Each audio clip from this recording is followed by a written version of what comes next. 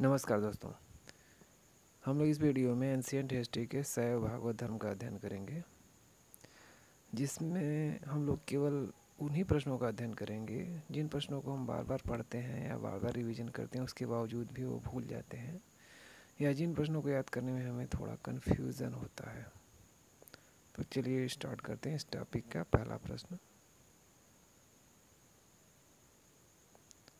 पहला प्रश्न, नैनार कौन थे?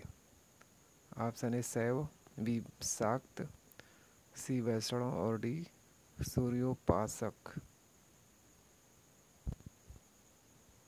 हर क्वेश्चन के बाद आपको 2-3 सेकंड का समय दिया जाएगा, उसके बाद उसका आंसर बताया जाएगा। जिससे पहले खुद क्वेश्चन का आंसर करें, उसके बाद उसका आंसर देखें।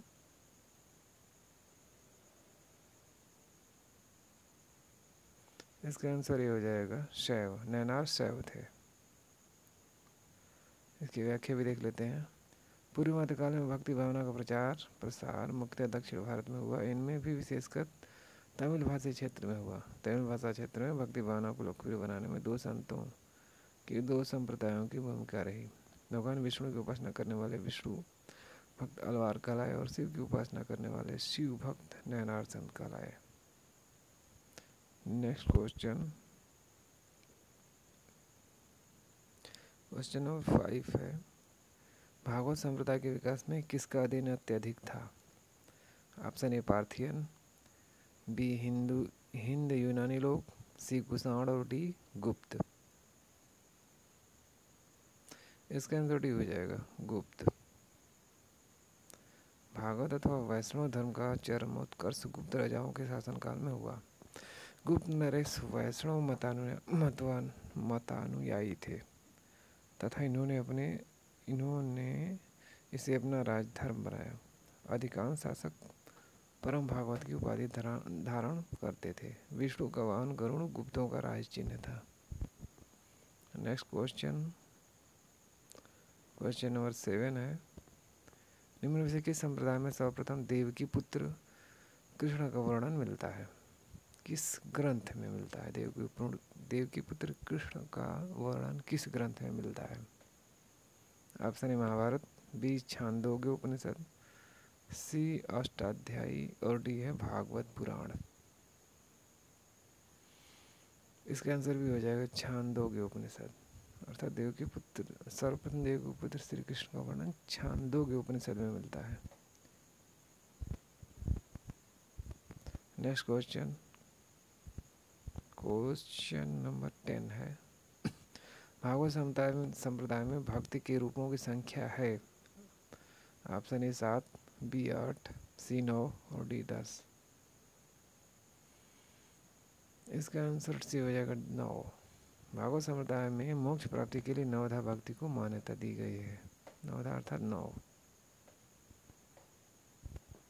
नेक्स्ट क्वेश्चन, हेलियोडोरस का बेस नगर अभिलेख संदर्भित है। ऑप्शन ए संकर्षण तथा वासुदेव से, बी संकर्षण तथा प्रद्युम्न से, सी संकर्षण प्रद्युम्न तथा वासुदेव से और डी केवल वासुदेव से। इसका आंसर डी हो जाएगा केवल वासुदेव से। भागवत धर्म से संबद्ध प्रथम प्रस्तर स्मारक विदिशा वेशनगर का गरुड़ स्तंभ है। इससे पता चलता है कि तक्षशिला के यवन राजदूत हेलियोडोरस ने भागवत धर्म ग्रहण किया तथा इस स्तंभ की स्थापना करवाकर उसकी पूजा की। इस पर उत्कीर्ण लेख में हेलियोडोरस को भागवत तथा वासुदेव को देवदेवस अर्थात देवताओं का देवता कहा गया है। नेक्स्ट क्वेश्चन, भागवत धर्म से संबंधित प्राचीनतम अभिलेख साक्ष्य मिलता है। ऑप्शन ए समुद्रगुप्त का इलाहाबाद अभिलेख, बी हेलियोडोरस का वेशनगर अभिलेख, सी स्कंदगुप्त का भीतरी अभिलेख और डी महारावली स्तंभ अभिलेख। इसका आंसर भी हो जाएगा हेलियोडोरस का बेस नगर अभिलेख। अर्थात भागवत धर्म से संबंधित प्राचीनतम अभिलेख का साक्ष्य हेलियोडोरस का बेस नगर अभिलेख से मिलता है। नेक्स्ट क्वेश्चन, विजयनगर अभिलेख का हेलियोडोरस कहाँ का निवासी था? Option A Pushkalavati, B Takshashila, C साकालोडी, मथुरा। इसका आंसर भी हो जाएगा तक्षशिला।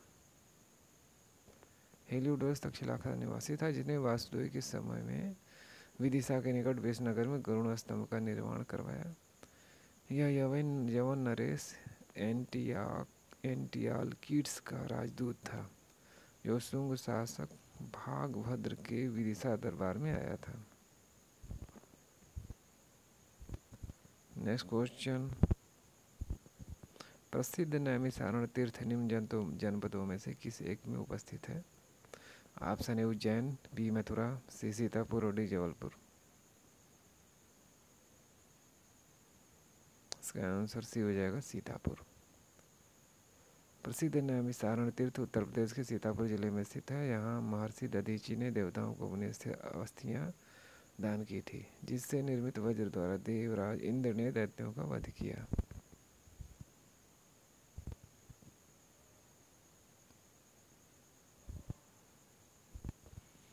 नेक्स्ट क्वेश्चन, भारत में आस्तिक और नास्तिक संप्रदायों में कौन सा विभेद लक्षण है?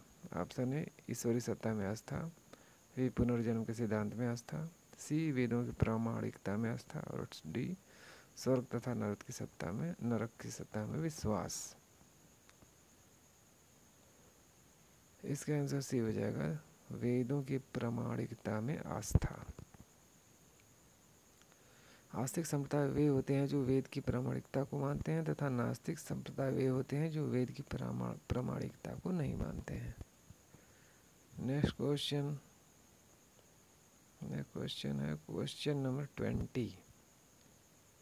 निम्नलिखित में से कौन प्रस्थान त्रय में सम्मिलित नहीं है? ऑप्शन ए भागवत, बी भगवत गीता, सी ब्रह्मसूत्र और डी उपनिषद।